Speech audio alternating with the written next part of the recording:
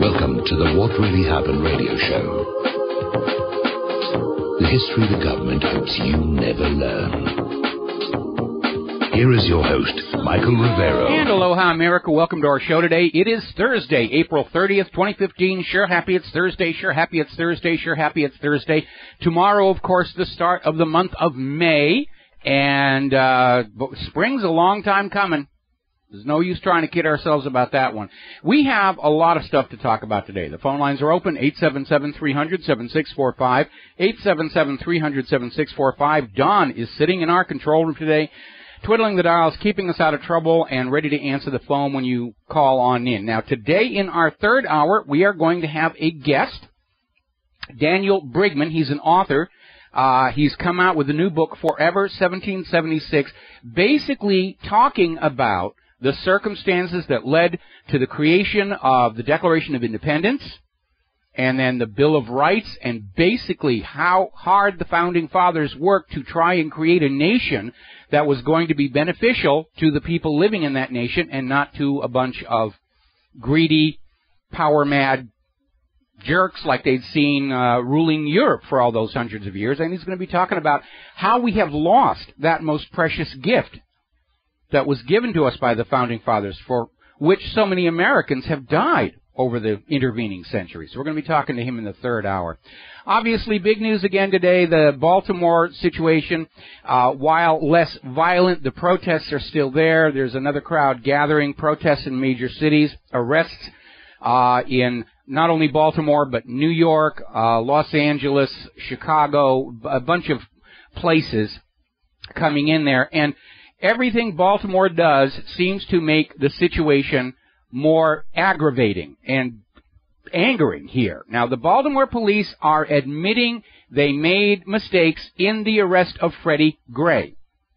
They're acknowledging that he was not put in a seat belt, which is department policy, which allowed him to slam around the inside of that van. And apparently the other failing they're acknowledging is that Freddie Gray apparently said, I need medical attention, and they ignored it. And the departmental policy is when you have a suspect who says they are injured, you call an ambulance. Now, by one degree of separation, we're hearing that inside a closed-door meeting, the police commissioner is saying there's no new evidence of force related to Freddie Gray's arrest. They've been looking really good and hard. They haven't found a shred of evidence. But they're saying this report, this internal police department report, is not going to be made public. It is being referred to the prosecutor. So they're going through the motions of trying to make it look like they're actually looking into this situation, but they're not releasing any information. We do know there is a lot of absolute propaganda out there. Somebody is running around trying to put out the story that Freddie Gray intentionally broke his own neck in that van to make the police look bad or some such nonsense. And now it's starting to come out that the story that he had a pre-existing spinal and neck injury may not be accurate, because that's been planted all over. Oh, he had a pre-existing injury. The police are innocent of any wrongdoing. He was on this structured settlement over a car accident. It turns out the structured settlement that Freddie was receiving from the city of Baltimore was in connection with poisoning by lead paint.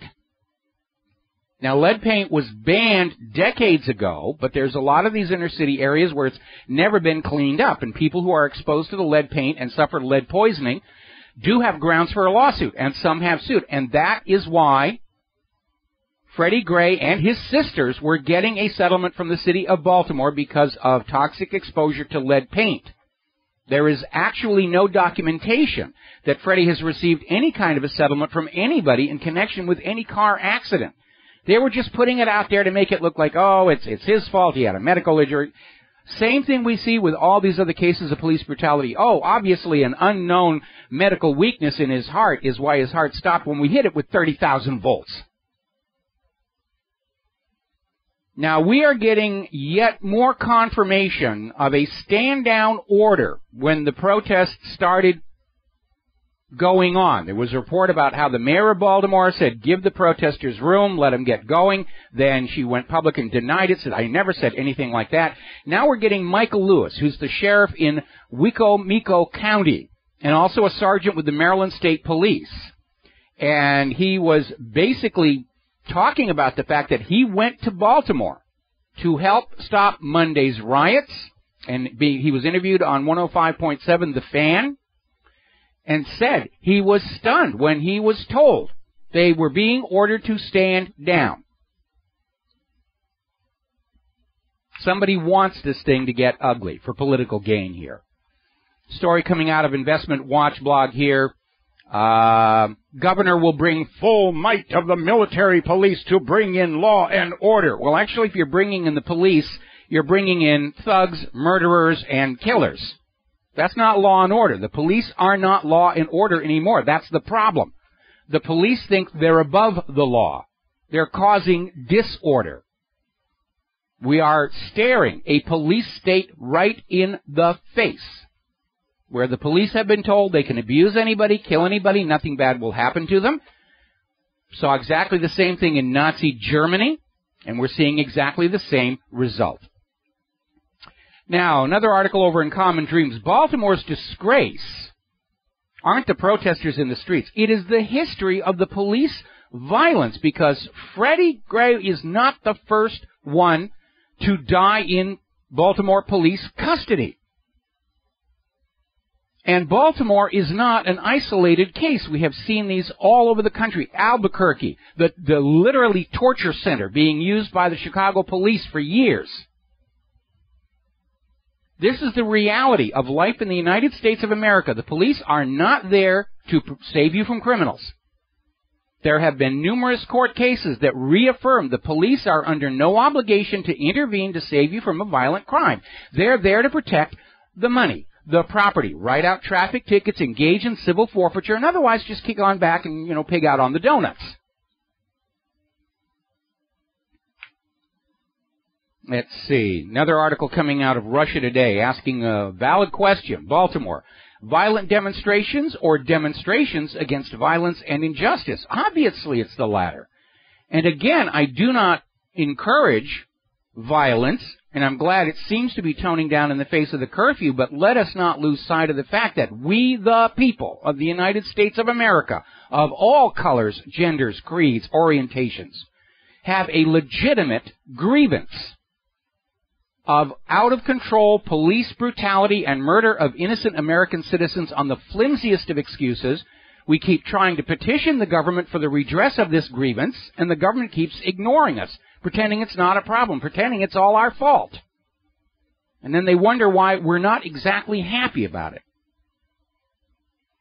Another article from Investment Watch blog. The controlled corporate media is only covering black deaths at the hands of white police to build the racial division. And we've been saying this all along. That's absolutely true. The black deaths get media coverage. The killing of white people by the police, it's just glossed over. Nobody cares. It's not newsworthy. Because they're selling racism. They're not selling police brutality. They don't even want you thinking that it's all about police brutality. It's about race. Because race is something the candidates can use in next year's election. Race is something they can use to divide Americans against each other. So we do not unite together in the face of our common universal enemy, which is that private central bank and a complicit government looting the wealth of the American people to give to the money junkies. Another article that came out of, actually this is over on Twitter, but I linked to it anyway. I normally don't link to a Twitter page, but this was a very, very good point that was being made. We're seeing all the corporate media journalists demanding black people condemn violent protests. Why don't we see the same enthusiasm by corporate media journalists telling U.S. officials to condemn the U.S. wars? There does seem to be a little bit of a hypocrisy and a double standard. Yes, it's okay to bomb and destroy other countries. No, it's bad to loot a CVS. We'll be right back. Aloha, America. Welcome back to the show here. And the corporate media, of course, is focusing on those gosh darn black Baltimorean looters and thugs, and they're just out to demonize them, trying to build that divide between white and black in this country. And that's the propaganda spin. They're putting this as a racial crisis. And it isn't. It's a police brutality crisis. But they don't want you thinking about that, because if it's a police brutality crisis, that's the responsibility of the government. And the government's already in a lot of hot water with the American people.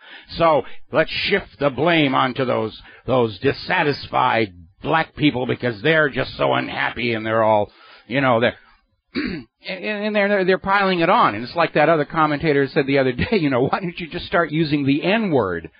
Complaining about the bias coming out of the media. Not everybody is down on the black people. Amazingly enough, over on CNN,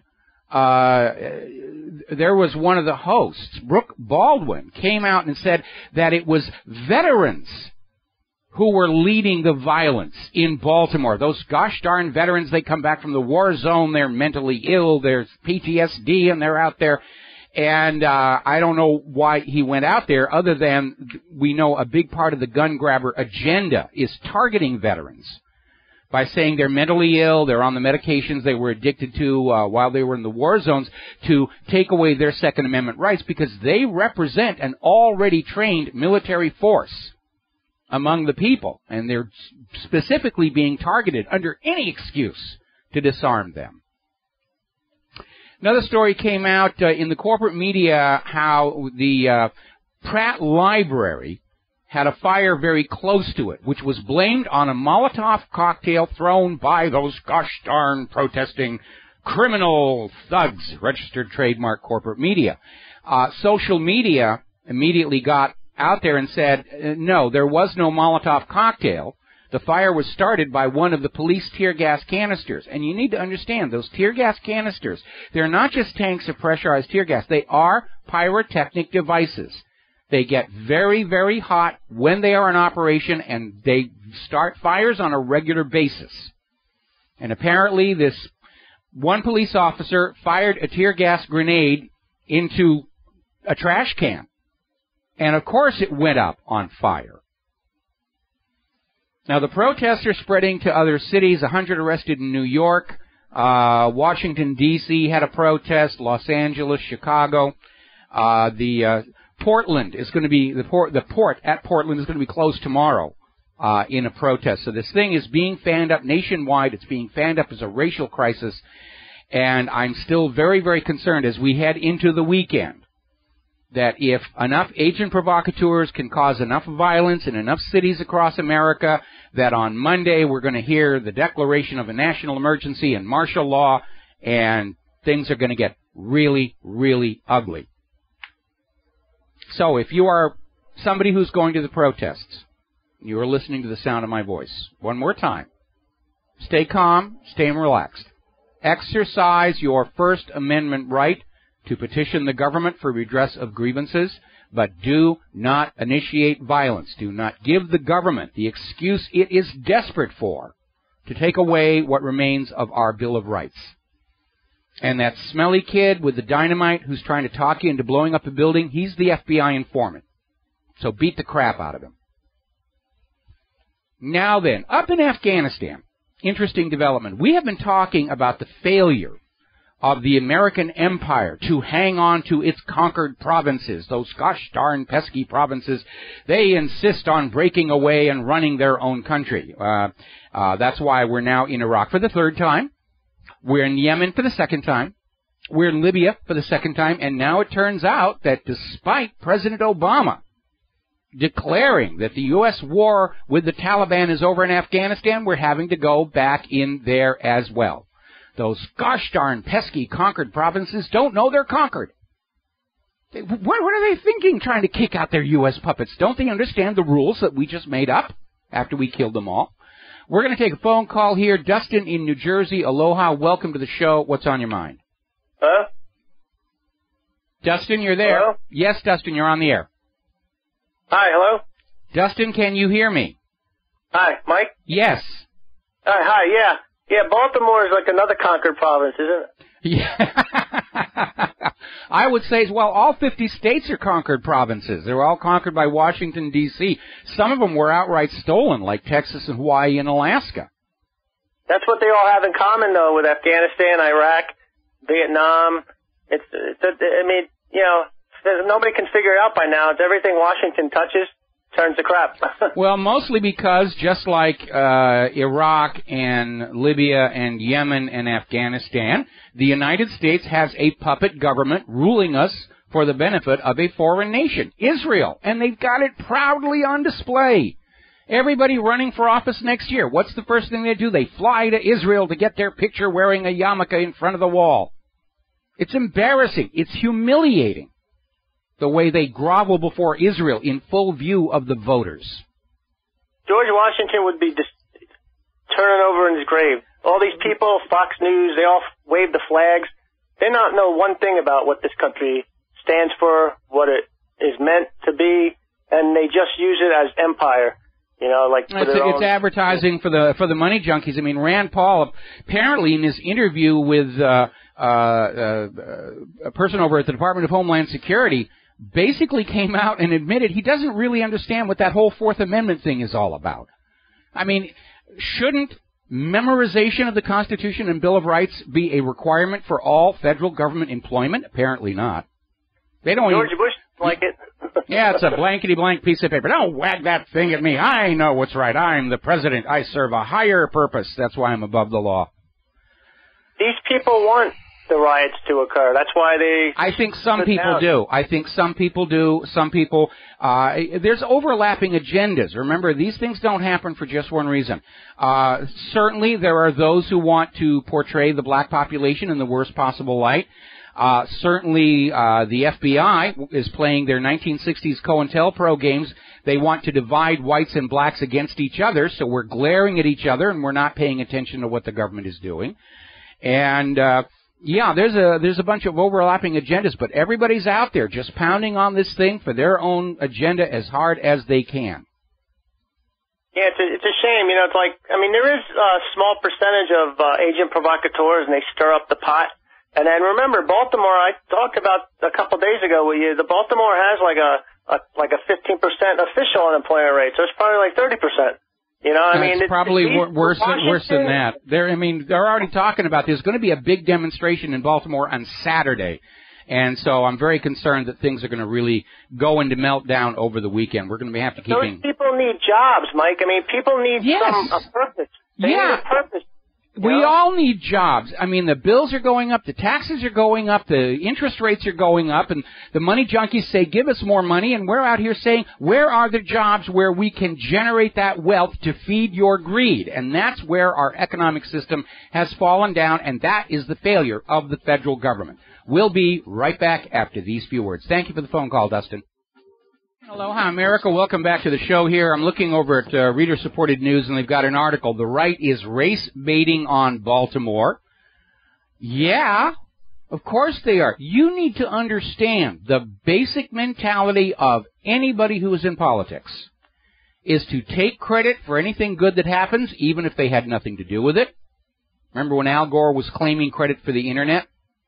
Anything bad happens, you find somebody to blame it on, and no matter what happens during the day, you look at it, the first thing you say is, how can I use this to get myself more money, more fame, more power? That's it. That is how they think. There are no other considerations. Welfare of the people, welfare of the nation doesn't even enter in there. That's not how the political mind thinks. These are sociopaths. Their brains work differently than yours. If an alien spaceship were to land on your front lawn, whatever walked out of it is probably closer to you mentally than the denizens of Washington, D.C. That's how alien the minds are of these sociopathic, money junkie politicians that we have allowed to hijack and usurp our sovereignty. Now then, we were talking about the fact that just as the United States has had to go back into Iraq for the third time under the excuse of ISIS, go back into Yemen for a second time under the excuse of ISIS, go back into Libya again under the excuse of ISIS, they're having now go back into Afghanistan because apparently the Afghani people are getting ready to give their U.S. puppet government the old heave-ho. And I'm going to put over the little clock, the egg timer here, for the announcement that ISIS is now up in Afghanistan, because that's the catch-all excuse for the U.S. to invade any country. Oh, there's ISIS there. They got the flag. The flag is on display. We now have authorization to bomb and attack those people. But there is a positive aspect getting dragged back into Afghanistan again. I know it's not a good thing if you're personally being sent there or somebody you know is being sent there. I mean, there's a reason Afghanistan is called the graveyard of empires throughout history. But this renewed needing to go back into Afghanistan again has brought focus back onto this strange story of $1.3 billion with a B dollars of taxpayer money that was handed directly to U.S. military officers in Afghanistan, supposedly for infrastructure, that has vanished completely, and the Pentagon won't say where it went. And I think probably we can expect another jetliner to slam into the accounting offices at the Pentagon where they're trying to find out where that $1.3 billion went. Because that's how they got rid of the evidence for the missing $3 trillion. Remember on 9/10, the day before 9/11, Donald Rumsfeld gets up, has a press conference, hangs his head in shame and says, yeah, we've misplaced $3 trillion of your dollars. We have no idea where it went. And it should have been the economic scandal of the decade. But fortunately for Donald Rumsfeld and whoever actually got that money, 24 hours later, the media had another story to run with. And they completely forgot about $3 trillion vanishing from inside the Pentagon. And the aircraft that hit the Pentagon literally flew all the way around the other side of the building and came in to hit right in the offices of the accountants who were trying to find just where all that cash had gone to. $3 trillion, that is a lot of money. Even for the Pentagon, that's a lot of money. Now, turning on down to Syria, apparently the Quneitra Hawks Brigade, this is a militant group siding with the Syrian government, has found a cache of weapons near the Israeli-occupied Golan Heights, including BGM-71 TOW missiles. These are U.S. manufactured weapons that are being given to all these hired mercenary groups trying to oust President Bashar al-Assad for going on 4 years now. Now, there's a very interesting analysis over at Blacklisted News by Robert Parry. It's called The Day After Damascus Falls. And it's out there saying that, yes, the U.S. has got the military might to go out and defeat all these much, much weaker countries, but Syria could be a Pyrrhic victory. Because, yeah, they get Bashar al-Assad, they put in a new puppet regime, and the U.S. government marks up another notch on their belt for regime change. You know, look at all these countries we've overthrown. The belt is falling apart. It's got so many notches in it. But there is a longer range view. What is the cost to the U.S., to its image around the world, to the willingness of other countries to do business with the United States, with all of this very obvious overthrow and installation of puppet regimes? See, back during the 50s, 60s, 70s, when the U.S. was doing this, nobody knew that was what was going on. Corporate media was always telling us these were genuine uprisings within the country against an evil government. And only now we're realizing that since the end of World War II, the United States government has attempted to covertly overthrow the governments of some 50 other countries, and they have succeeded about half the time. Iran in 1953, Chile in 1973, so forth and so on. And now the world understands this is what's been going on. And if the U.S. keeps going on this, if they keep persisting with this, the rest of the world is going to realize it is the United States that is the new evil empire, in partnership or in servitude to Tel Aviv. And not surprisingly, we're seeing this article out in antiwar.com where the United States has now announced they are poised to expand the fight against ISIS worldwide. That's why ISIS was created. It is the catch-all excuse to justify U.S. military intervention into any place on planet Earth. We're not actually at war with Bangladesh, but ISIS is there. We've got to invade and attack and bomb and change their government. That's why ISIS was created. They needed a fictional enemy, a new Emmanuel Goldstein, that Americans would be brainwashed into hating with all of these video atrocities, many of which were just outright fakes. So that the American people will follow the U.S. government into invasion after invasion after invasion after invasion into countries we are not actually at war with. Fling our money and our children's lives onto the designated enemies because there's a flag there, a black flag with white things all over it. Oh, 2-minute hate. Cross your wrists, 2-minute hate. Now, Russia's general staff has come out very calmly pointing out that in the last decade, longer than that, but in the last decade, all modern military conflicts have been started by Washington, D.C. Washington and its allies have used military force against third parties over 50 times just in the last 10 years. Since this nation was founded in 1776, the U.S. government has been at war with somebody 93% of the time, 222 out of 239 years. Just 17 years of peace in 2 centuries. Now the European Union Parliament's trying to upstage them. Apparently, one of their MPs is out there saying, you know, we're ready for war with Russia. We're ready to go. Okay, here's your rifle. Here's your parachute. What he means is they're ready to start throwing their young people into another bloody battle. And I don't think anybody really wants it. Boy, the phone lines are really loading up, but we are on the verge of a commercial break here, so I'm going to ask you all to be very patient, and I will start taking phone calls just as soon as we get back from this next commercial break. Meanwhile, there's been a huge explosion reported at a Russian military base near Ukraine, the Rostov region, in fact. Got to take a break. We'll be right back. Aloha, America. Welcome back to the show here, and we've got so many calls. I'm just going to go right here to the phone lines here. Peter in Los Angeles. Aloha, Peter. Welcome to the show. What's on your mind? Hey, Michael. I just saw on your website this morning about an event that happened in Panama City, Florida, of a fraternity guys from University of Florida in Gainesville and Emory University in Atlanta. The name of the fraternity was Zeta Beta Tau, and how they spit on veterans, disabled veterans, and his guide dog, spit on and urinated on him, ripped up American flags, and taunted war veterans. Now, this was bad, and I'm your age. I can remember the Vietnam era when there was a lot of anti-military feeling, but even then, I never remember, wounded veterans going through this.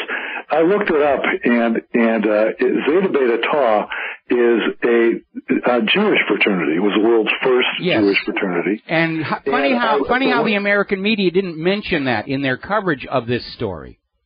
Well, I went to the website. Zeta Beta Tau was the very first Jewish, Israeli-based, really, fraternity, 1898 established. And when I Googled what happened, fraternity boys spit on, urinate on, veteran, a whole bunch of stories came up, but none of them, not one of them mentioned that this was a Jewish-Israeli sort of fraternity. Funny thing. Not one of them. And imagine had that been Arab, imagine had that been a black fraternity, imagine anything but a Jewish fraternity. And imagine anybody even doing that except a Jewish fraternity. So I'm not going to go along with that last one because during Vietnam there was a lot of that going on, and I always wondered if maybe the people who were meeting the veterans at the airport to spit on them were agent provocateurs to basically divide the peace movement from the returning veterans, because obviously nothing is going to make an anti-war protest more powerful than being joined by people who've already been in that war. And we know that this was the heyday of the FBI's COINTELPRO, where they were out there trying to keep us all segmented and angry with each other. And I had the same reaction back during Vietnam. Whether or not you agree with the war, how can you maltreat those returning veterans? And for somebody to do that, I even wondered at the time if this was a put-up job. This is a disabled veteran. His guide dog, who got urinated on, and ripping up American flags. Honestly, Mike, even back in those days, I don't remember anybody going after disabled veterans, and that hasn't happened in 50 years. And I'll bet none of these guys were veterans. What do you bet on that? Well, the good news is, at least for the moment, the fraternities have been shut down. I'm not expecting them to stay shut down. I'm sure that Abe Foxman is already out there screaming, "You're an anti-Semite, you're an anti-Semite, you're an anti-Semite," and they'll find some way to get him turned back on again, because that's what the Anti-Defamation League is all about, protecting Jewish people from the consequences of their action, keeping it out of the media. I mean, it was formed in the wake of that Mary Fagan, and I'm forgetting the guy who was convicted of killing her, who was then set free by the state's Jewish governor, and it led to a lynching, and that's really the origin of the Anti-Defamation League, and that is what they're really all about, protecting the image of Jews and Israel in the media, regardless of what is actually going on in the background. That's what Abe Foxman gets all that money for. Well, nobody ran the story as it really was. Nobody. Well, we ran it the way it was on our website. And maybe this is one of the reasons why that Harvard poll is showing only 2%, just 2, of young people think the corporate media is doing the right job, being truthful, being honest. 2%? How can anybody continue to put any money into the corporate media with a credibility rating that low? That's noise factor, practically. Why aren't you investing in what really happened in Genesis Communication? Because we've got the audience out here. Come on, guys. I hear you. Thanks, Mike. All right, thank you very much here. We're going to switch over to Glenn in Philadelphia. Aloha, Glenn. Welcome to the show. What's on your mind? Hello, Mike. Just makes me feel that it's ironic that a Jewish group would want to have a Greek fraternity, because the Greek system goes back to ancient pagan Greek mystery cults. Do you think there'd be a religious contradiction there? Well, I don't think that it's necessarily a Greek fraternity. It's just a tradition to use the Greek alphabet for the fraternity, right, because it basically was a sign, using the Greek alphabet, especially in math and science and engineering, was just sort of a hallmark of saying, I'm educated. I have 2 alphabets where you only have 1. Right.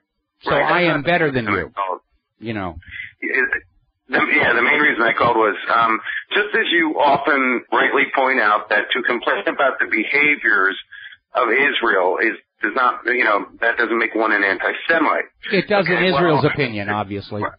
No, right, but I would suggest that to make use of the word thug or thuggery is to complain about behavior having nothing to do with race.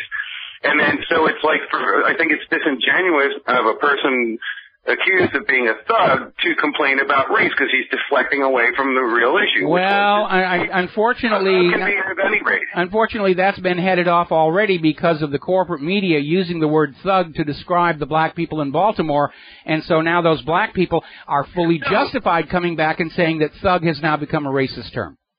Well, not all the people in Baltimore. That's the people smashing windows and the corporate media is painting all of the Baltimore protesters with a very wide brush right now. Well, and it turns out that some other people were talking about this. Turns out that there was a bit of a connection between the word thug and the gangster rap culture too, more recently. So that could be why an association. But seems like to most people, if I call a mugger, or a bully or a thug, has nothing to do with race. It's about their behavior and their brutality and lack of caring. Actually, thug is about race. It's Indian. It's not black, but thug comes from the Thuggee, which was a death cult that ate a lot of hashish and became the Hashishin or the Thuggee, and and they attacked a lot of people. They attacked a lot of people. That must have been some darn good hashish, or whatever it was they were on over there, But yeah, it is specific. The origin of the word is from India. But modern usage of words, when you do dynamic equivalency, that isn't always etymologically connected to its origin. Unfortunately, most Americans, especially the kids coming out of Common Core, they have no clue where the words they're using actually originated. Okay? So much in languages that way. Take care, Mike. All right, we're going to let you go, and we're going to fit in John in Barbados before the news break. John, aloha. Welcome to the show. What's on your mind? Hello, Michael. I've been reading several stories, and one interesting story that I read was about the Pentagon now going cap in hand to the Congress for more money so they can buy RD-180 and 190 Russian rocket engines. Yes. What's happened to America? Don't they make these things anymore? Actually, no, they don't. That's the problem, because the Russian rocket engines are really very good. They're very reliable. And as a result, the U.S. just kind of let our own domestic rocket engine production kind of fade away, and they just got into the habit of buying these Russian rocket engines because we were all friends and it was all global economy. Then the government started kicking up all this fuss with Russia and all these sanctions, and the contract for these engines had actually been signed a long time ago but was put on hold because of the sanctions. And the Pentagon is having to go to the U.S. government and say, look, we need these engines for our space launchers, for reconnaissance satellites, communication satellites. There's nobody left in this country who can build them. And that really is a big, and it's another sign of our declining society. We can't do what we used to do. We can't go to the moon. We can't even get our own people up to the space station. We can't build reliable rocket engines. Can't even build a reliable jet engine. They just announced that about the F-35. And we have lost all of these skills, all this knowledge we used to have, mostly because as Wall Street turns their back on manufacturing, our best manufacturers and engineers have been lured to other countries. There's been a brain drain in this country, and it's cut across all of our sectors. Even a lot of the good computer animators I used to work with here, they're not in this country anymore. They've all gone to other countries here, which is good for my business because I'm still here. Thank you for the phone call, John. We got to let you go here. We're going to take a break for the news, and we'll be right back.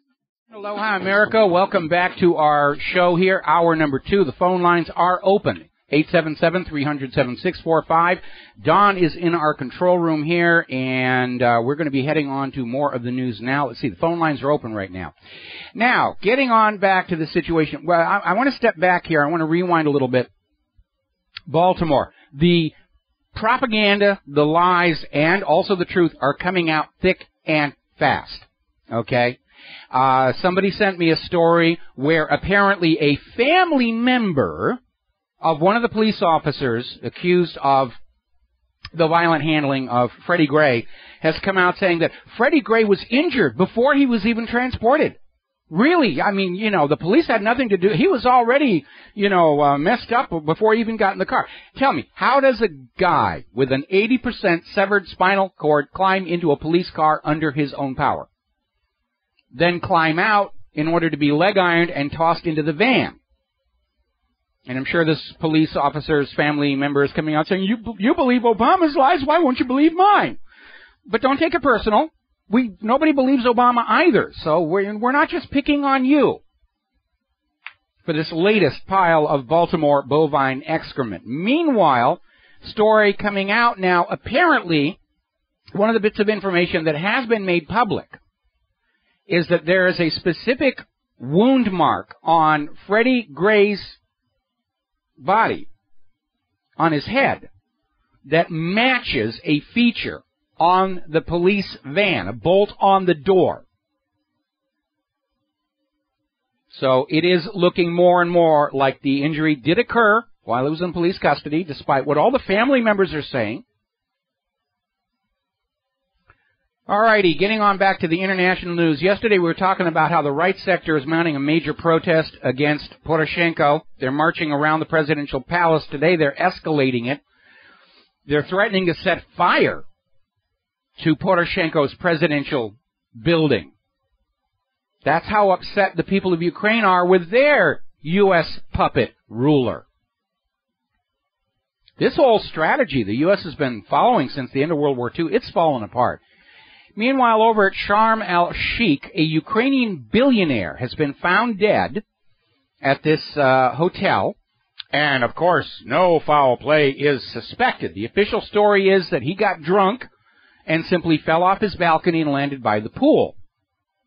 Yeah. Now, next time you go to a high-end hotel, which is where this guy was staying, he wasn't at Motel 6, but if you go to a hotel, and we got a lot of them here in Hawaii, so I know where I'm coming from on this, the rails on the balconies are set above your center of gravity, specifically so that you don't accidentally fall off, because that looks bad in the newspaper for the manager of the hotel, for the owner of the hotel.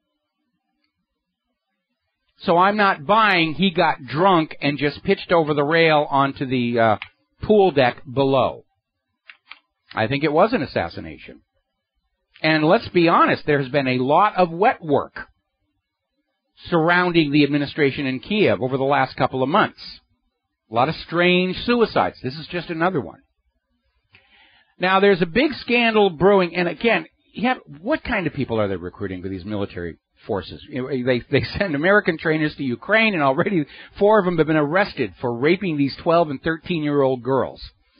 And there's a big stink over at the United Nations because French soldiers deployed as peacekeepers in the Central African Republic have apparently, on a regular basis, been sexually abusing the children they're supposed to be protecting, and France has been forced to launch an investigation. Now, the whistleblower, a senior Swedish aid worker, has been suspended from his job at the UN for blowing the whistle on this. And what is wrong with these French soldiers molesting children during a peacekeeping mission? If you want to molest children, join the church. That's what it's there for. If you're going to be a peacekeeper, keep the peace. Maybe they all flunked out of seminary. I don't know what's going on over there. Speaking of France, the United States is now trying to put pressure on France to postpone the bringing of a resolution to the United Nations Security Council on the status of Palestine, under the excuse that this is going to seriously complicate the possibility of concluding the P5+1 deal. And so we don't want to get Israel upset with us. Well, neither Israel nor Palestine are actually part of the P5+1. Let's first of all get that straight. And they're out there just trying to get this thing going, and there's a lot of support, but it's going to anger Israel, and we can't allow that to happen. Meanwhile, of course, Marco Rubio is over at the U.S. Congress trying to get his amendment added to the bill, which will allow the U.S. Congress to overrule the president on this peace agreement at the United Nations, where Congress doesn't actually have jurisdiction. And Marco Rubio's amendment will make it an absolute requirement for Iran to recognize Israel as the Jewish state before anything else is discussed. And, of course, that's the silver bullet with which they're going to kill the deal. So France ought to go ahead with their Palestinian resolution, because the U.S. Congress is already obeying their masters in Tel Aviv to find some way to kill the P5+1. And if the P5+1 is dead on arrival anyway, don't worry about angering Israel by finally bringing the issue of Palestine to the Security Council. I think what's going on is that despite all the tough talk we've been hearing out of the White House and the State Department about not supporting Israel at the Security Council, I think Israel has already come back to the White House and said, look, you don't veto measures against us. We're going to tell the world who really did 9/11, and it's going to be worse for you than for us.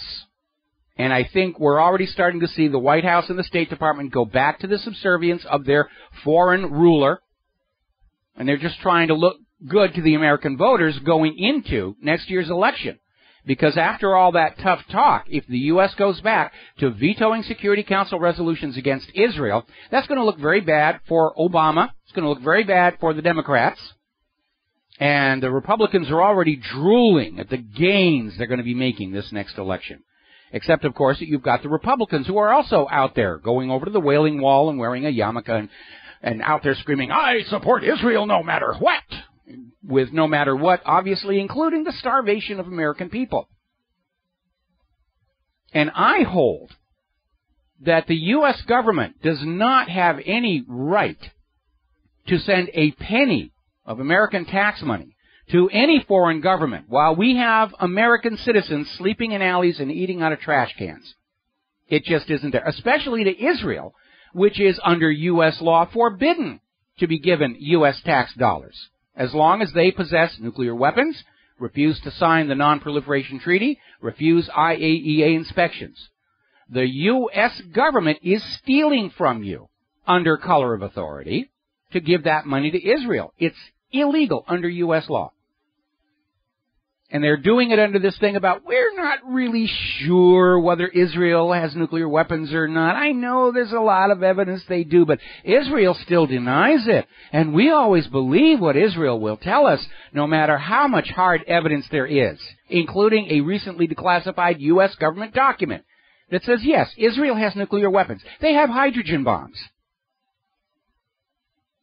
But the official line we still get from the White House is, we're not sure. We don't really know. Honest. Well, if you don't know, then you are hopelessly incompetent at your job.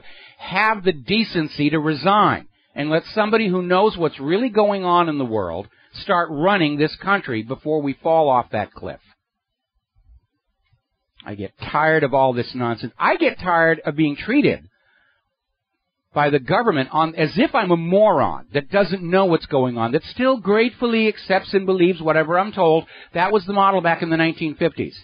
But that was a long time ago. This is a different world, and D.C. is a little late catching up. We'll be right back.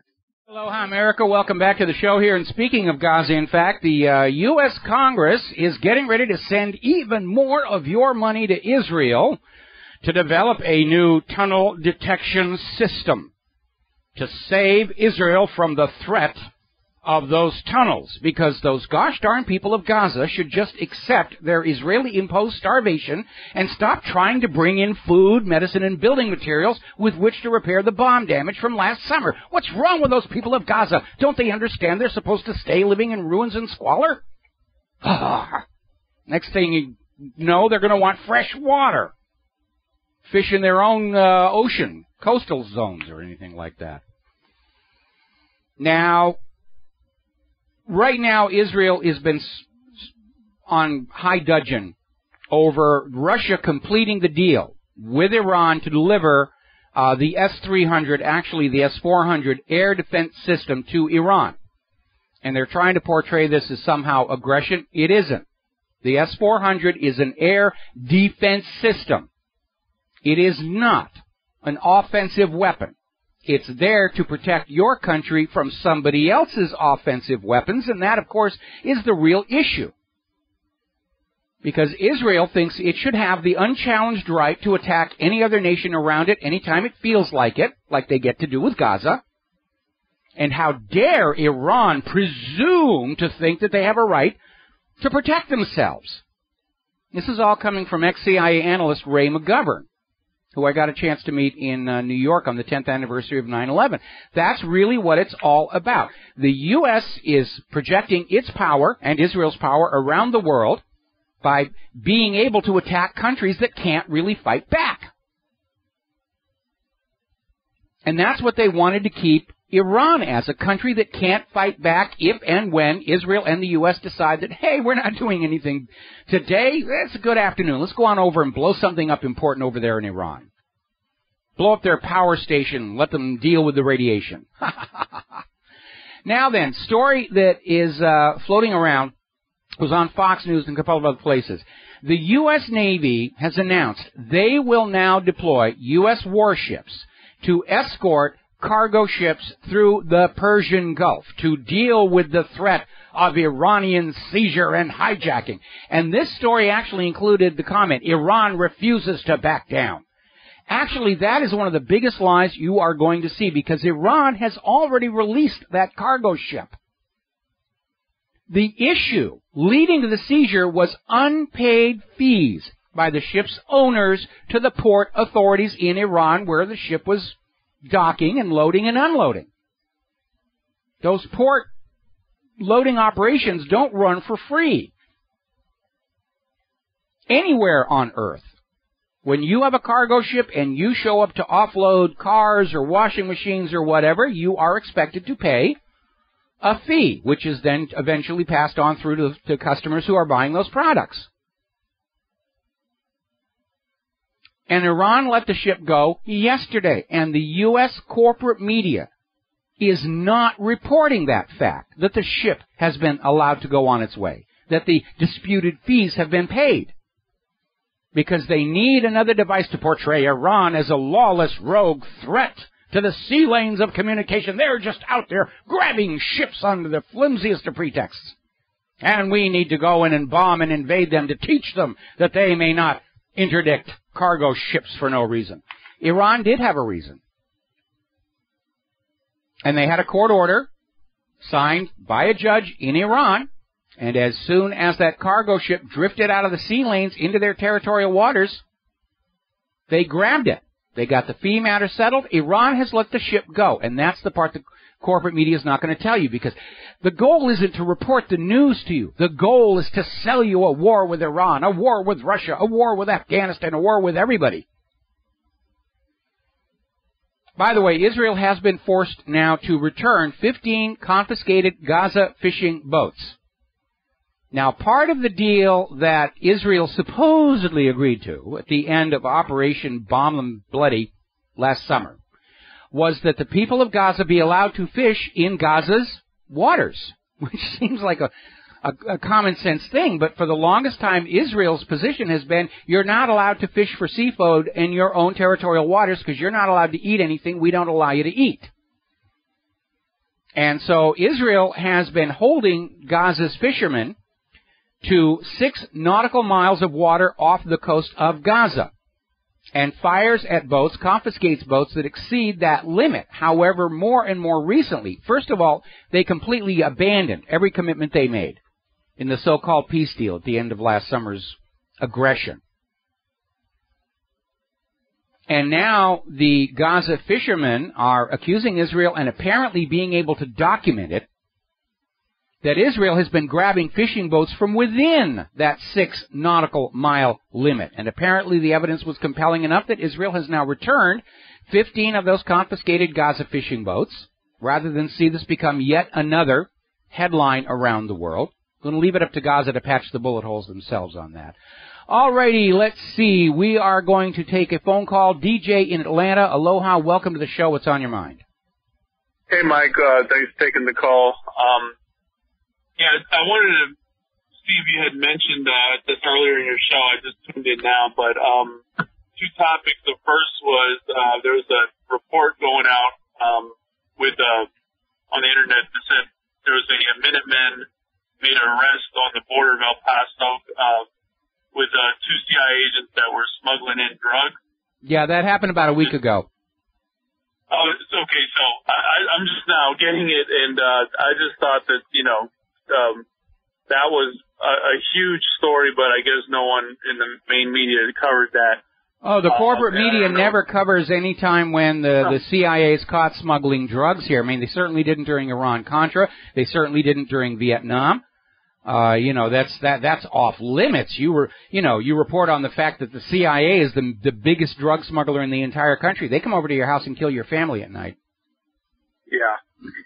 Oh my God. Anyways, the other story is, well, I'm glad you covered that. So, the other story that I wanted to bring up was, Bitcoin theft. I personally had a friend recently that, basically $30,000 worth of Bitcoin was just completely stolen out of his account.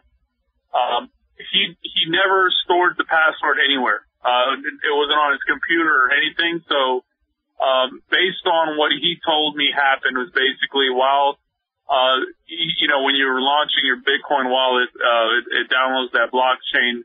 There's some agency or some hacking group out there that has the means of cracking the encryption on all basically Bitcoin wallets.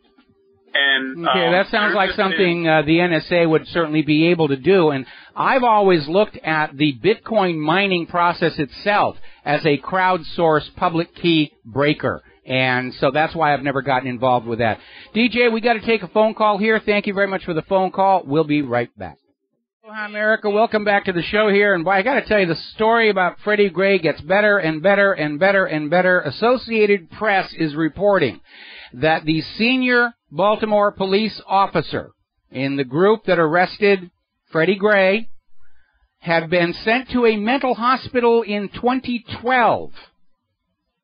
And his weapons were confiscated by the local sheriff's deputies. Now, the report that has been leaked to Associated Press does not say exactly why he was committed to the mental hospital or even how long he was there. But apparently it was serious enough where they had to confine him and take away his guns, and then they gave him his guns and his badge back. I know they're having a very hard time finding good recruits for the police department. For one thing, they won't hire people with a high IQ. They ask too many questions. They actually know about the Constitution and the Bill of Rights. We can't have people like that in the police force here. So we're going to get these dullards that are fresh out of the fast food restaurants, and that will be that. All righty, let's see. Another phone call. Jan in California. Aloha. Welcome to the show. What's on your mind? Hi, Mike. I'm just upset about the lies about Freddie Gray. Did you see the YouTube of someone on the street filmed it with the police having him down on the ground and his cries, and then they started dragging him toward the paddy wagon, and some woman was yelling, "Look at his leg, look at his leg." He couldn't walk, and then the story is that when he saw the police, he started running. Yeah. So they caught him. So how could he run with a pre-existing injury, and then he couldn't, they had to drag him to the paddy wagon and throw him in. This is so upsetting. Yeah, it is. And unfortunately, you know, a couple of weeks ago, we actually had this video of an interview with a police officer who says they are taught how to justify brutality and murder in these confrontations. Oh, they're coming right for me. I thought I smelled marijuana. I was afraid for my life. And then they can do whatever they want. And, you know, being pulled over for a traffic ticket should not end in a death sentence, especially an extrajudicial one. And it really is out of control. And we're seeing all this stuff coming out of Baltimore where there isn't even the pretense of trying to actually report what's really going on. Everybody's just making up whatever they think might get them off the hook. Oh, it was pre-existing. Oh, he was trying to kill himself. Oh, he wanted to make the police look bad, so he broke his own neck. And we're seeing all this stuff coming on out there. But even George Norrie passed that on Stupid Story on last night. Is anyone talking? Had you talked before about this filmed? It was filmed on the street of them on him and him yelling. You could hear the cry of pain and then dragging him over there, and some woman kept yelling, "His leg, look at his leg." Did you see that? No, I haven't seen that one. I've heard about it. Look it up. Hang on a second. Let's go back one step, though. Given that the police departments of the United States are murdering 55 times as many innocent Americans as the terrorists are, running away seems like a smart thing to be doing. Wouldn't you run away if you saw a terrorist in the street? Of course you would. I absolutely would. Well, then why aren't you going to run? A knife in my pants. Okay, hang on. You're wandering off the topic. If it's reasonable for us to run away from a terrorist in the street, it is reasonable for us to run away from a police officer in the street, since the police officer is 50 times more of a risk to us. So running away should, in and of itself, not be evidence of guilt. Now, I know the judges are out there saying that running away, that's probable cause, and you can go and do whatever you want to them. But I would counter that, especially with a government that does not want us to have bulletproof vests to protect ourselves from lousy police shooters, like the ones over at the Empire State Building who shot 9 bystanders. You know, running away from a police officer seems like a good thing to do. It's survival. If you're going to run away from a terrorist, run away from a police officer. And it's reasonable to do so because that police officer is a far greater risk to your life than the terrorist is. Well, find that YouTube, Mike, and watch it, please. It's just a few minutes. Well, at this point, I'm far more concerned with how this incident is being exploited politically and propagandistically than I am in arguing over the fine details of exactly what happened. It is, you know, I mean, you're talking about, you know, 90% of this guy, or 80% of this guy's spinal cord was severed, and he lingered for several days, and then he died. That should not happen. You know, if first of all, I'm opposed to the death penalty anyway, but if there's going to be a death penalty, let's keep it reserved to things like murder and mass multiple rape and acts of terror.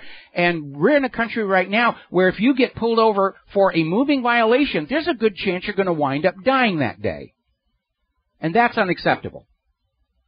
people would look at that video because it was filmed. Well, send it to me and I'll take a look at it, okay? I don't have that kind of capability, but I'm sure a lot of the listeners have already seen it. All right, well, I'm sure somebody will send it in here. But I think what is really fueling the anger and rage in Baltimore, and I might add here on Oahu, is this absolute campaign of we're going to put the blame on somebody else. We're going to blame the victim. We're going to blame battered community syndrome. We're going to blame a mentally ill police officer. And everybody is looking to duck the blame and duck the responsibility and duck the financial losses. And finding out the truth about what actually happened just doesn't seem to be an issue anymore. And the more they duck this, the more they say, well, all of these things could have happened, but we're not going to show you our actual investigative report.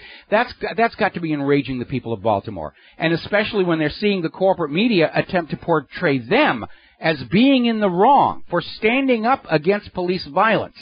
That's not helping the situation either. I'm very worried things are going to get out of control over the weekend. I'm very worried about all those entities within our government that want things to get out of control over the weekend. Absolutely. Okay? All right, well, listen, Jan, thanks an awful lot. I'm going to switch over here to Rob in Minnesota before the next commercial break. Rob, aloha. Welcome to the show. What's on your mind? Hi, Michael. I'm going to change the subject here. You know how you always say the Silverado savings and loan bailout was a signal to, other investors that it's safe to put your money here because, you're too big to fail. The government will, or the people will, pick up any of your losses?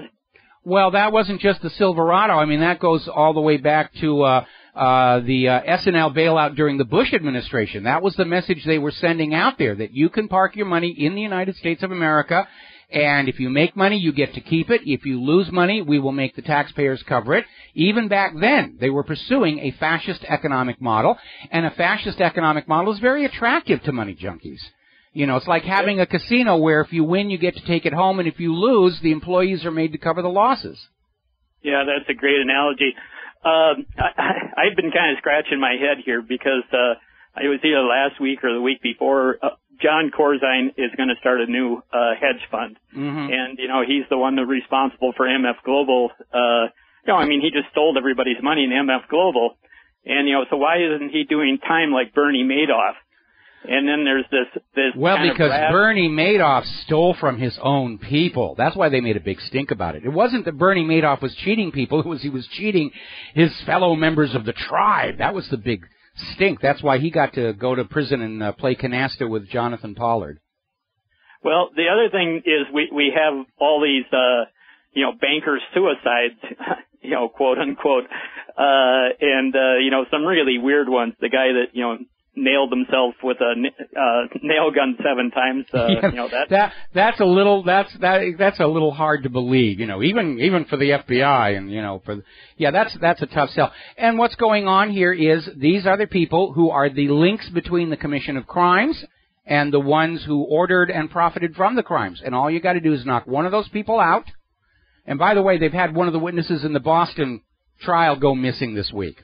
So, this happens all the time. You break that evidentiary link by getting rid of that one key person. Anything else that's out there is just hearsay and inadmissible. Well, the one big thing that's coming up that, got our lawmakers worried is that, the baby boomers are going to retire. And, it's all that retirement. And they don't have the money. They don't have the money. Social Security was plundered by the... Send a message gotta let you go. Gotta take the commercial break. Be right back. Anyway, welcome back to the show here. Quick note. Talk about just making things worse. First of all, we've got the killing of Freddie Gray. We've got the protests. We've got arrogant police, local government. They're parallel incident. They're starting to shut off water in Baltimore, like Detroit, for unpaid bills, adding insult to injury. And now we have a Maryland legislator that's out there saying that food stamps should be canceled to the parents of any of these young people who are protesting in the street. These young people have a right to protest, protected by the First Amendment. And this is another reason why they want to get everybody on food stamps, to control you. Don't say anything we don't like, we'll starve you. Don't take part in a protest march, we will starve you. Don't refuse your vaccines, we will starve you. That's why even with the economy in such bad shape, they're running ads to get people to sign up for food stamps. You want your food stamps. They want you all dependent on them because dependency is slavery. We're going to grab a phone call here. John in Chicago. Aloha. Welcome to the show. What's on your mind? Hey, Mike. I guess Netanyahu's got his hands full. There was a tweet that just went out about 40 minutes ago. There's a bunch of Ethiopian Jews protesting against police brutality. And I just sent you the link to the story. All right. This guy who sent out the tweet, Abu Shalom is his name. He's a retired college librarian. He says he loves the New York Jets and writes about Palestine. He's in Madison, New York. Max Blumenthal retweeted it, and so did Stacey Herbert from the Kaiser Report. So I don't know if the Western media is going to pick this up, but... Well, this Western media just did here, and I love the comment about Israel will be like Baltimore. Yeah. Well, you know, there's a big issue with the Ethiopians in Israel in that even though they are Jewish, they are treated as second-hand citizens. There was forced covert sterilization of Ethiopian women who were coming into the country under the guise of mandatory vaccines. These are going to be good for you. We're protecting you from beriberi and malaria and typhus. And all of a sudden these women found they couldn't reproduce anymore. So, yeah. Somebody made the comment about our Americanism heading over to Jerusalem. I think it's the other way around. There's a lot of cross-pollination going on here, but I've been saying for quite some time that this rush to try and create a single global government has created a situation where we might see an entire global revolution. And that's what's already happening in places like Iran and Libya and Yemen and Afghanistan and all these places. They're all kicking out their U.S. puppet rulers. And we might not be too far off from a moment where all 7 billion people of planet Earth just decide to grab the politician and the banker standing nearest to them and set fire to them. Well, and again, what a change that would bring about. And with your comment right before you picked up my call about having all these people on food stamps, you know, the disconnect is that people that are totally dependent on the government would go out and burn cities to the ground and cut themselves off their, you know, welfare check. So we know there's provocateurs and doing all this stuff. It's kind of ridiculous. It is. It really is. That's another reason why they're doing the war on cash. They want to outlaw cash. It's not because of terrorists and crime or anything, because they want you dependent on that little plastic card that they can turn off instantly through the computer system. Just like they're talking about, you know, the cell phone kill switch, where the president can say, shut down all the cell phones in America, and they all shut down. Doesn't matter what pictures you take of the police beating people up, you won't be able to send them anywhere. Well, and again, and who made that comment too, going, nobody sees the depression out here because everybody's got link cards in their pocket. Nobody sees a food line. Yeah, that's the reason they did it with the cards here, because, you know, during the Depression of the 1930s, the food lines were food lines, and everybody saw it as evidence that the economy was in trouble. Now everybody's got the little plastic cards. They look just like credit cards, and unless you're looking closely, you don't know if the person in front of you, is on food stamps or these other programs to protect their dignity and self-respect. No, it's to hide from the general population just how bad the economy has gotten. And they want everybody on those cards. They want you dependent because dependency is slavery. Not a new idea. King George III was doing it to the American colonies. All right, John, I got to let you go. Thank you very much for the phone call. We're running out of time to the top of the hour. And I want to get a few more things done because, remember, next hour we're going to have Daniel Brigman, who's the author of Forever 1776, and we're going to be talking about King George III and what a total jerk he was. Now, over in Greece, they're coming up on another major payment scheduled for May 7th. They're not even close. You know, unless Santa Claus comes down and drops a whole bunch of euros down somebody's chimney, they're not going to make this one. And that's going to start causing all kinds of problems. The government in Athens is trying to pull the money together from every source they can, and already the people of Greece are feeling betrayed because the Syriza party campaigned on and was voted into power, promising to end austerity and stop job losses, and now already the austerity is worse than it was before. Unemployment is up again. And apparently the Greek finance minister, Yanis Varoufakis, was attacked by a crowd while having a meal at an Athens restaurant. And so this Greek situation is definitely escalating, and it's going to have a dramatic resolution at some point, and we're going to start seeing the dominoes fall from all those credit default swaps. The euro's going to take a hit, Wall Street's going to take a hit, and both in Europe and the United States, they're going to turn around and say, well, the people should pay for all of this. Really, we didn't do anything wrong. You know, we meant well, so we're going to make the taxpayers cover the loss yet again. Well, I got a news flash for those of you on Wall Street. We don't have it to give you. Because wise management of an economy is that as the money junkies suck the wealth out of the top of the pyramid, somebody has to keep the economy organized so that ordinary people can trade their labor for wages and salaries to bring new money into the bottom of the pyramid to start working its way up. When you leave out that loop and you're just sucking it out at the top and nothing new is coming into the bottom, you are in trouble, and that is exactly where we are right now.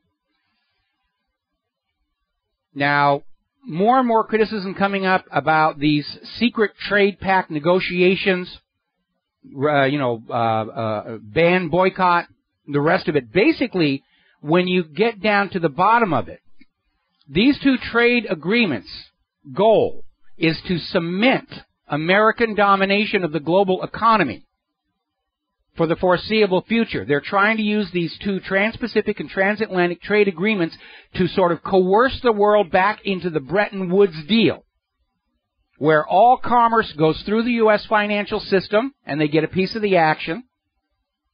And I think any foreign nation that signs this agreement is literally trading their sovereignty not only to the multinational corporations, but to the U.S. itself. That's what these agreements are trying to do, restore Bretton Woods. And they're trying to get this thing signed and delivered before the U.S. dollar really collapses and people understand what a raw deal they're being set up for. European Central Bank saying they may pull the plug on Greece. They can't give them any more money. Greece won't agree to sacrifice more of their sovereignty and austerity. And, hey, they turned down that idea of shipping the Parthenon to Brussels as a lawn decoration. And so, yeah, banks are going to fail, the euro's going to tumble, and all those credit default swaps sold by Wall Street against Europe's debt are going to come due. Now, over in Las Vegas, the Wynn hotels and casinos took a major hit on their stock, $2.2 billion. And most of it is tied into the fact of their gambling operations in Macau, China, where the government has started cracking down on corruption, without which American business cannot exist. And as a result, they're taking a hit. U.S. Steel getting ready to lay off another 9,000 steel workers. Yesterday we were talking about AT&T igniting a fury over their abuse of the H-1B visa system. Now today it's Disney. Disney letting their own employees go, starting bringing in these H-1B visa workers because they work for a lot less money. They don't complain as much. And they're probably better skilled at these technical issues than Americans are. That's Common Core for you. We can pass the tests. Can't do anything else, but we're great at passing tests. Another story out of here from Representative Kevin Calvary in Oklahoma City wants to pass a bill exempting politicians from being arrested and tried for corruption. Probably get a lot of support on that one. Taking a break for the news. Back here with our guest, Daniel Brigman, after these few words. Aloha, America. Welcome back to our show today, hour number 3. And joining us for most of this hour is author Daniel Brigman, who has a new book out called Forever 1776. And from the name, you can probably deduce it is all about the Declaration of Independence, the founding of our nation, the Bill of Rights. So, Daniel, thank you for spending some time with us today. Daniel, are you there? Okay, I am not hearing our guest. Can you hear me? There you are. Can you hear me? All right. Can you hear me? Must have been those British regulars messing with the phone lines again. All right. The lobster back. Yeah. Oh my goodness, there. Thank you for having me. This is a real treat for me. Well, obviously, what we'd like to ask you is, why did you write the book? from the information I've had about it. You basically have a very good picture of what the socio-political climate was like leading up to the break with England. So let's start with how the book came to be. Well, like you, like most of your listeners, I'm sure, I'm not really happy with the direction our country is going.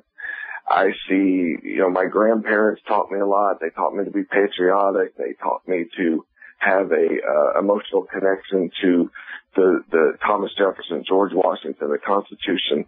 What I'm seeing now is not any of those things.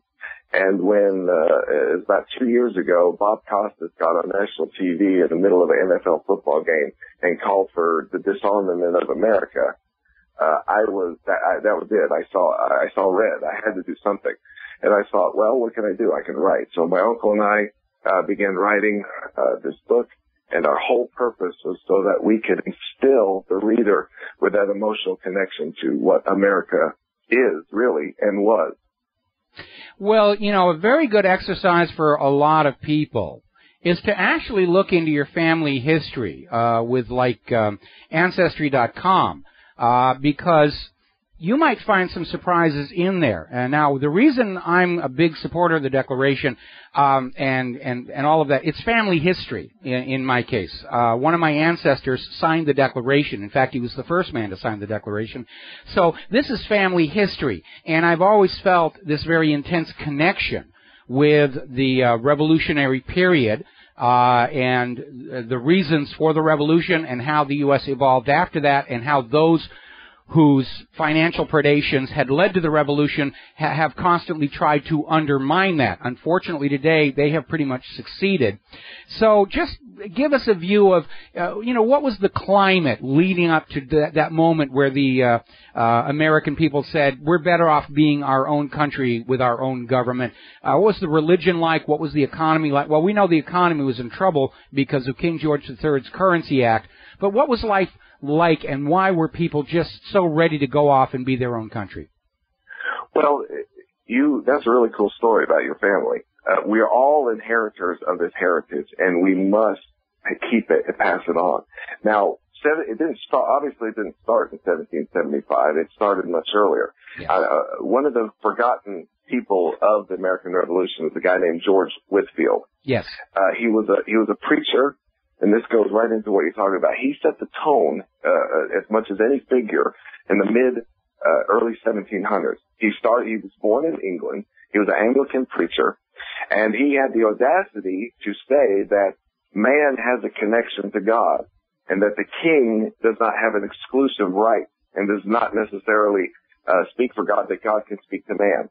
Well, for us talking now, that seems pretty self-evident. It seems accepted in our country. Well, in early 1700s, that was darn near blasphemy. He was kicked out of the Anglican Church. He fled to America. He began to preach. He was a part of the Protestant Reformation, a big part of it. And the people where England kicked him out, America embraced him. Now, the churches still were very loyal to England at this time, but he didn't care. He went and preached on the streets. And so crowds of 10, 15, and more started to gather to listen to him. There was the great story, Benjamin Franklin couldn't believe that 15,000 people were listening to him. And so he started to outline the people as he spoke in Philadelphia, and he counted them. And sure enough, he was astonished about how many people had actually heard him. And what they told him, what he injected into the American people is that God is concerned about your life. He is connected to you, and you can speak to him. Now, this is revolutionary when just 200 years earlier, the Catholic Church was torturing people for thinking that the earth revolved around the sun. Yes. So with that sentiment, Benjamin Franklin swore that he would not give a dime to George Whitefield as they began to pass the hat. As he listened to his speech, he said, well, I'll pick out the copper from my, and then he said, well, I guess I'll pick out the silver. Pretty soon he threw the gold. He threw it all in. That's the message that resonated in America. And as time went on, it was the churches that began to set fire, that gave a moral authority to the people, that they didn't disagree with King George politically. they disagreed spiritually, that what he was doing was a sin. That the idea that King George or anybody can sever that relationship that we have with our Creator, that endowment, so to speak, that Thomas Jefferson came to talk about later, anybody could do that. That is sin. And so in America, a great revival, a rush of energy began to form around this. Samuel Adams is the father of the revolution. He helped form the Committee of Correspondence, which basically sent circular letters all throughout America to stir up trouble, to stir up information, kind of like what you're doing now, disseminating information. This show is a modern day Committee of Correspondence. So that's what was going on in the 1760s, the 1770s. In 1770, the British massacre, the Boston Massacre occurred when the people were protesting British occupation. They were on the streets, much like very similar to Jade Helm. You know, the military was everywhere, and even more so. Well, Baltimore. Yeah, that's right. Or Baltimore. That's a perfect example. And so some Americans were killed. Paul Revere, he just didn't go out at night and yell about the British are coming. He passed out these circular letters and let people know. Well, the answer came in 1773, the Boston Tea Party. The sentiment from that point forward, the die was really cast. There was really no reconciliation possible in America between Britain and the colonists at that point. So as time went on, it got to the early 1775. The question was all through the air. Everybody in the country, their loyalty was being tested on one side and another, and there was a great many people very loyal to Britain. And there were a great many people loyal to this new sentiment, this freedom, this growing. There was nothing to compare it to. The only thing that they had to compare it to was like the Israelites in Egypt. In fact, when the Pilgrims came over, they were looking for a New Jerusalem. This religious sentiment was everywhere in America. One event in 1775 changed the course of the revolution forever, and set it, and cast it, and prophesied of it. Patrick Henry went into Culpeper, Virginia, in March of that year. Excuse me. He was on his way to a secret meeting that was going to be held to decide what to do. In the middle of the town square, he saw a man being whipped viciously, brutally, so bad that his ribs were exposed and blood was everywhere. And he asked some of the people, well, what did this man do? And he came to find out he was one of 12 preachers from the area that were arrested by the British because he refused to take a license to preach. He refused to take a license to preach, and so they beat him. They gave him several opportunities to recant, to stop, to take the license, and then go on about his way. He refused. Okay, Daniel, got to put a hold on you right now. We got to take a 4-minute break, and I want you to come back to this story about the preacher after these few words from our sponsors. And aloha, America. Welcome back to our show here. We're talking with Daniel Brigman, author of a new book, Forever 1776. And before we went to the commercial break, Daniel, you were telling us this story about how the priests were being whipped for refusing to accept a license to preach. Daniel, are you there? Yes, can you hear me? Yes, I can hear you now. Yes. We went through about 60 years of history and led up to this very seminal point in America. I mean, you may even say that this is the seminal point in the tipping point for the revolution. Patrick Henry was on his way to a meeting in Richmond, a secret meeting to discuss what the future of what America would do. On his way, he stopped in Culpeper, Virginia. A man was being beat. This was a preacher that had refused to take a license, and Britain did not look kindly about it. They wanted to be the authority. They wanted to be the one who said who could say what, and control the speech, and control the rhetoric, and control the religion, and control the thoughts of the people, and control the connection of God to the people. This preacher was put in the jail that night. He came back the next morning and was given one last chance to recant. He refused, and he was beat to death so viciously it brought to mind the scourging of the Savior before his crucifixion. And it left an indelible mark on Patrick Henry. less than a month later, as he goes to Richmond to go to this meeting to decide the future of our nation. Many people in the hall would say that we should reconcile with Britain. Britain is our mother nation. We owe respect to them. We owe deference to them. Others would say, let us negotiate with them. It's not so bad. We can work through this.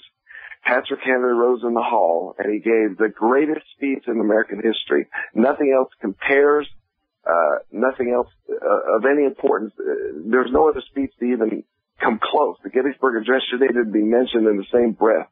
He rose in that hall and he said, sirs, if I were to keep quiet at this point, I would offend not only you, I would offend my loyalty, I would offend God.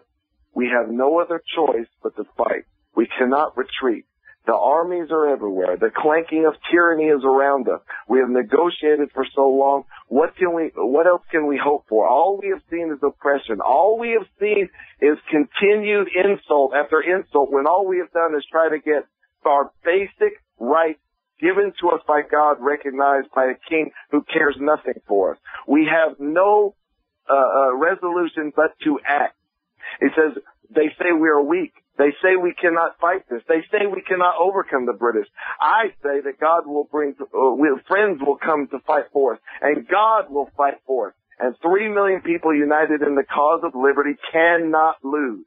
The greatest lesson of the American Revolution is that when you are fighting in the cause of liberty, if you are united in the cause of liberty, you cannot lose.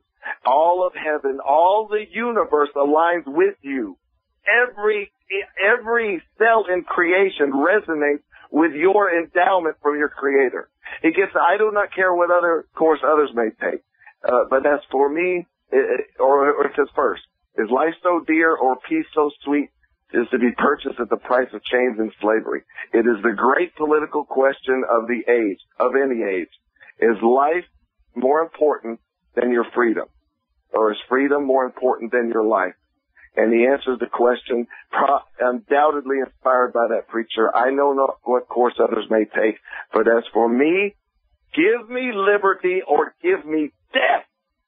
Now, and that's also the root of the portion of the First Amendment, in which it says, absolutely, Congress shall make no laws respecting an institution of religion.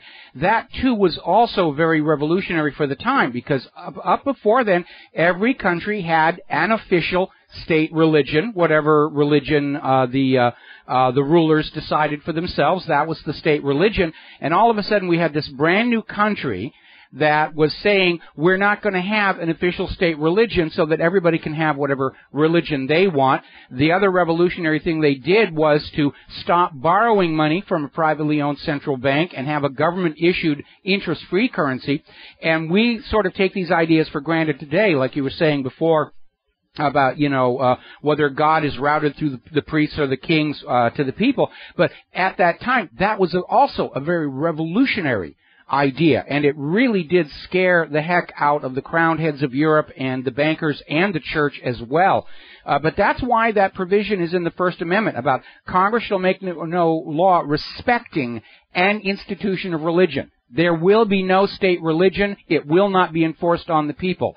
And the principle was the only way to guarantee religious freedom for everybody was to not allow any one religion to attain civil power. And that was one of the, again, that really was a truly revolutionary step the new country took. Oh, no question. Very eloquently put. The connection to religion. Now, I've heard many people talk about our founding fathers. They've said they are not religious. They hated religion. They weren't Christians at all. That's not true. You got to understand. That's not true at all. Yeah. You got to understand first, like I said, less than 200 years before this, the Catholic Church was torturing people left and right. That in England, the Church of England was just used as an enforcement arm for the crown. It was just another extension of the crown and using God to keep the people under the thumb. The revolutionaries, our founding fathers, knew that precisely. They did not, it's not that they hated religion, it's that they hated the religions that they saw. They hated what it could be. They hated the social discord. I mean, they'd seen how the battle between the Protestants and the Catholics had brought a lot of Europe, including Britain, almost to the edge of collapse, and they did not want to risk their brand new fragile nation falling to such a situation. So while most of the Founding Fathers were privately religious and they made the polite comments about it, they really did want to have that wall between the civil government and religion in order to, first of all, protect all religions, and second of all, to not allow the religious issue to become a threat to the new country. Well, here's two quotes, and just in case anybody ever tells you, you ever hear this. This is people of the time. Patrick Henry. It cannot be emphasized too strongly or too often that this great nation was founded not by religionists, but by Christians, not on religions, but on the gospel of Jesus Christ. John Quincy Adams.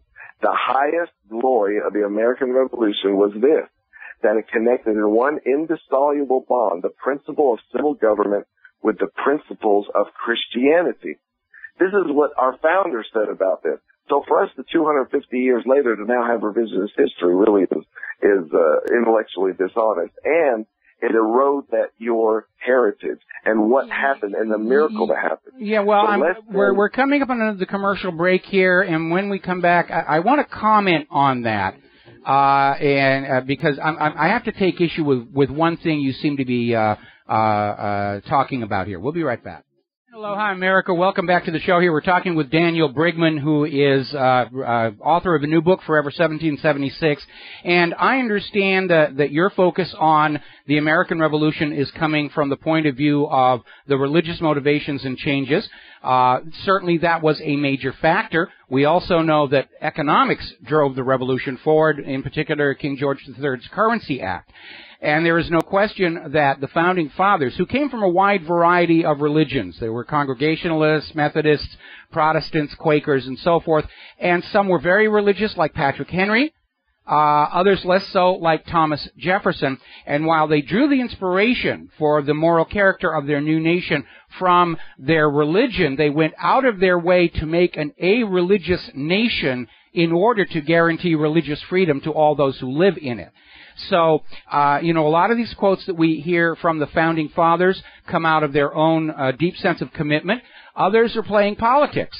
We know that a lot of politicians today will profess religious belief, and then we find out in their private lives they're certainly living otherwise. And I just wanted to make that point that, yes, religion played a role in the creation of our nation, but we're not really a Christian nation per se. We're supposed to be an all-religion nation. In fact, the United States government, the brand new government that we're talking about here, in 1797 actually signed a treaty, the Treaty of Tripoli, which stated the government of the United States is not in any sense founded on the Christian religion. Inspired by, yes, no question. Founded on it, absolutely no, because they didn't want to have a state religion that would lead to the abuses that Patrick Henry had seen.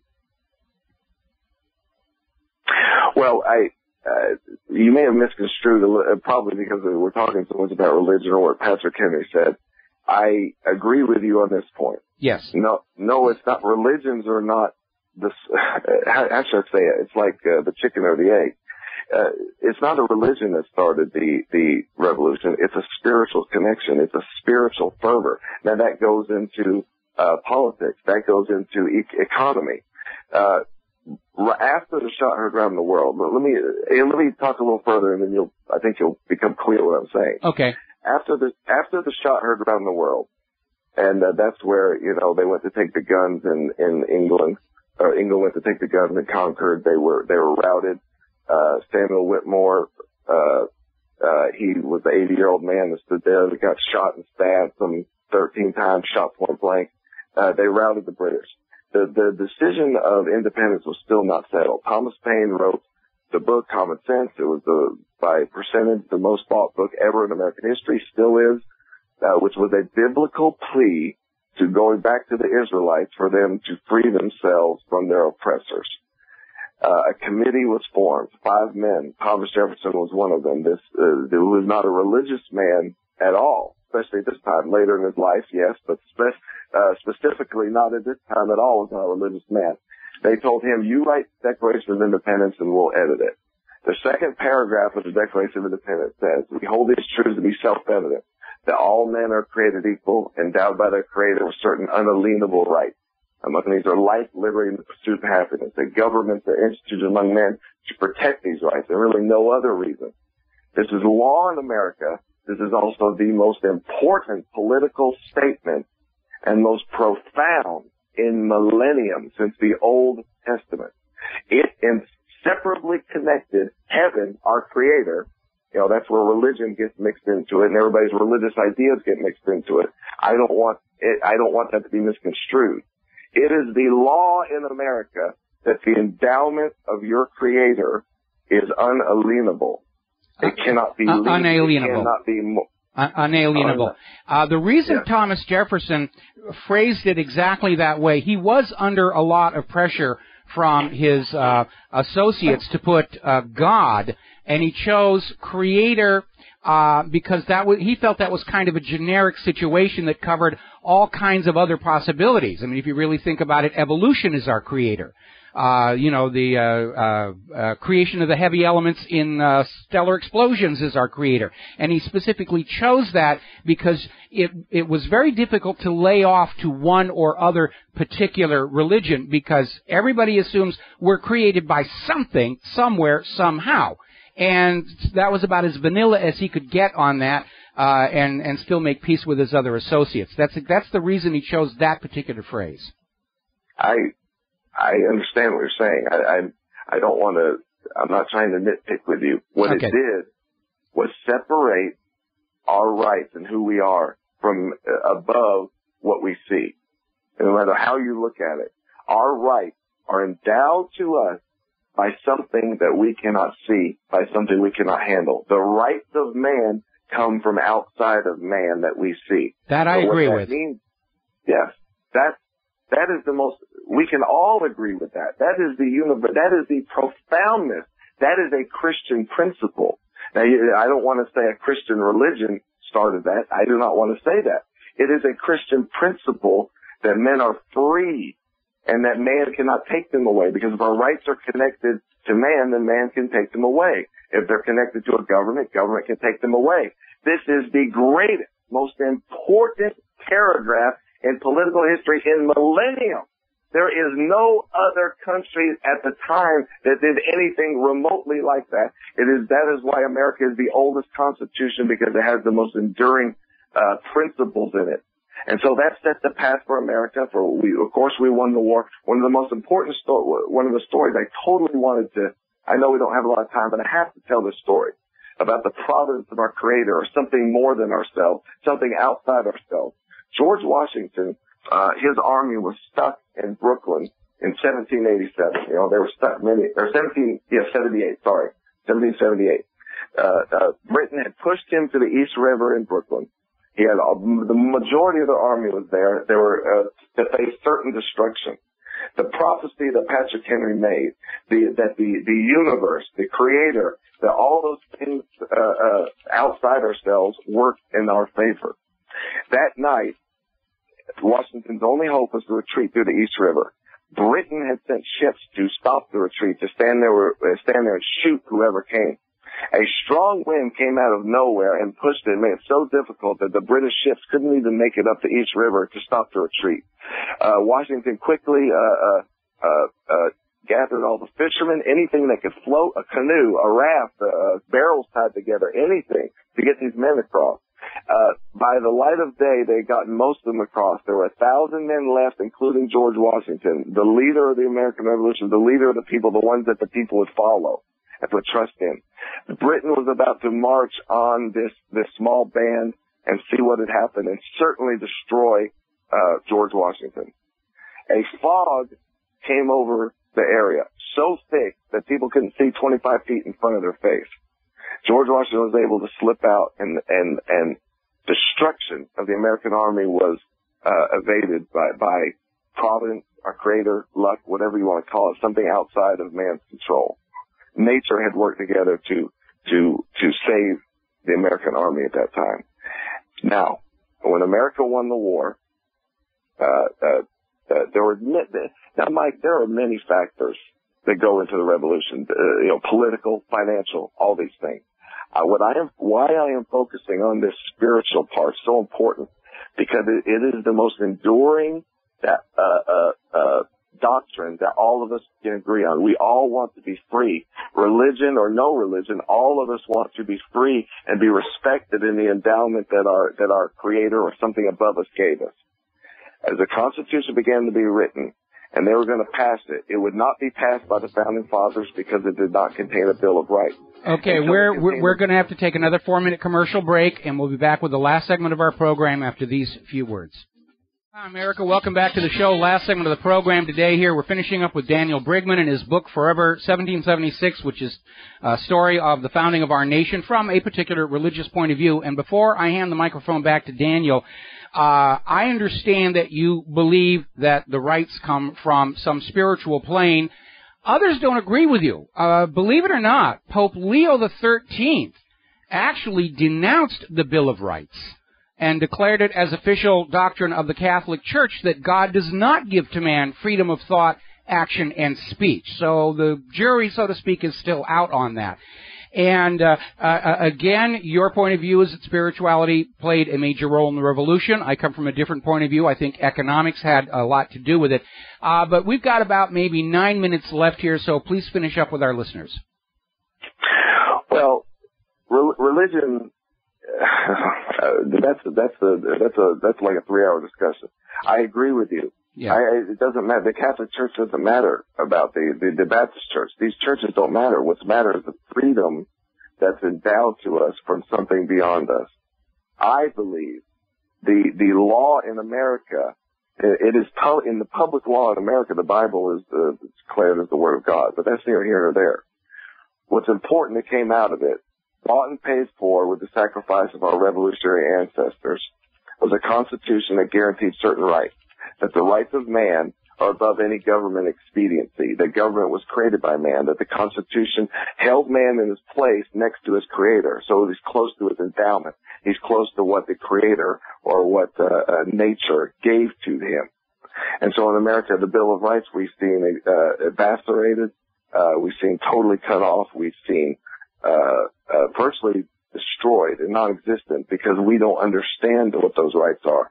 The Constitution, people say that the weakness of it is that there's no provision to prevent what if somebody does violate our rights.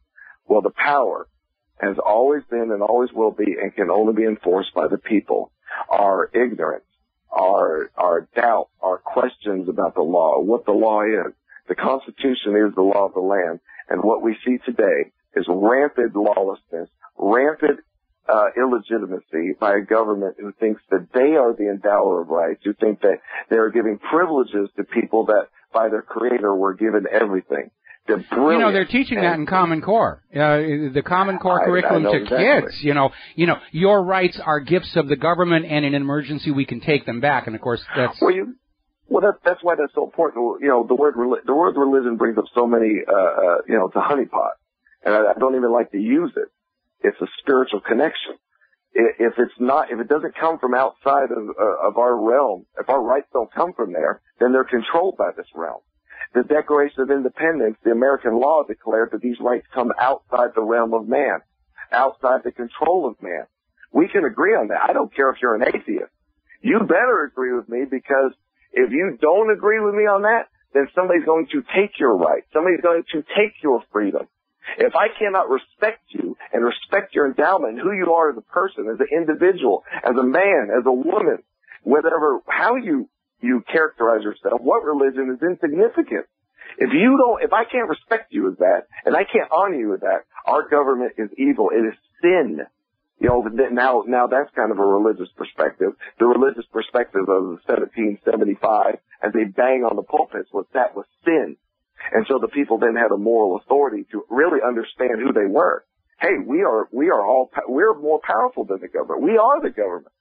And so what we see now, this situation in Baltimore, the cop wants to arrest somebody because he looked at him funny. He looks suspicious.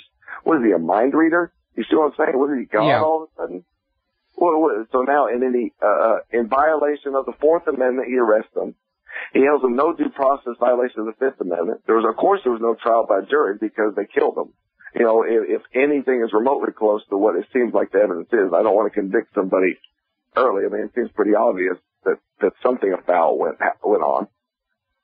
That's all violation to that man's rights protected. And now we have no constitutional rights. Zero. This is very important. The last thing I want to leave you with, and then you can say whatever, Mike. We have zero constitutional rights. Zero. Our rights do not come from the Constitution. It is just there to protect those rights. They come from outside of man, outside of government, outside of Barack Obama, the House of Representatives, the Senate. So if we are united in that principle of liberty, whether I don't care if you're Catholic or atheist or Buddhist or Muslim, it doesn't matter. If I can respect you and you can respect me and we can have a government by, of, and for the people where this endowment of something greater than government is respected, now we have freedom. And we can go about, and prosperity and brilliance is burst upon our nation is exactly what happened in this country from 1775 forward. Okay, well, listen, before we run out of time here, where can people get your book? Well, GCN, they wanted to have me on to kind of do some interviews to talk about it. They're giving it away free. Look, I want everybody to have this information. You can have a free copy of this ebook. You go to GCNlive.com. GCNlive.com. On the top left, there's a banner, there's a flag, or a picture, I don't know, some kind of patriotic flag there that says Forever 1776. You put your email there, you sign up for a GCN newsletter, and you'll get a free copy of the ebook. And you can read for yourself, and you'll see that my book is not religious. Okay. You're perceiving it that it's not. But that is the principle that spiritual, principle that is found more in the type of religious type people. So that's probably where the confusion comes from. Well, I maintain, of course, that the Bill of Rights and the Constitution is the original contract with America because we, the people, allow the government to manage our nation only so long as they abide by those rules, and they're not allowed to change those rules other than through the appropriate process of constitutional amendment. Okay? Amen. Right. Amen. And going back to what you said before about where people saying, well, the Constitution doesn't provide for a remedy if the government fails to follow the Constitution. Well, if the government fails to follow the Constitution, no remedy in the Constitution would help. But that's why that Second Amendment is there, to give the other 9 amendments a little bit of teeth, to basically give the government a reason to leave the people alone. Unfortunately, even Thomas Jefferson did not expect his daring experiment to last more than 100 years. In his own writings, he figured in 100 years from the creation of the United States, just through the natural course of political decay, it would become corrupt and the people would need to tear it down and replace it yet again. So the U.S. has lasted quite a bit longer than Jefferson himself gave it to, but I think we can all agree we're coming up on a crisis. The private central bank was certainly nothing that was ever intended for this country. We fought the revolution to break free of private central banking and all of this government tyranny. We're right back exactly in the situation we were in 1776. All right, we've got about another minute and a half here. Anything else you want to say to our listeners?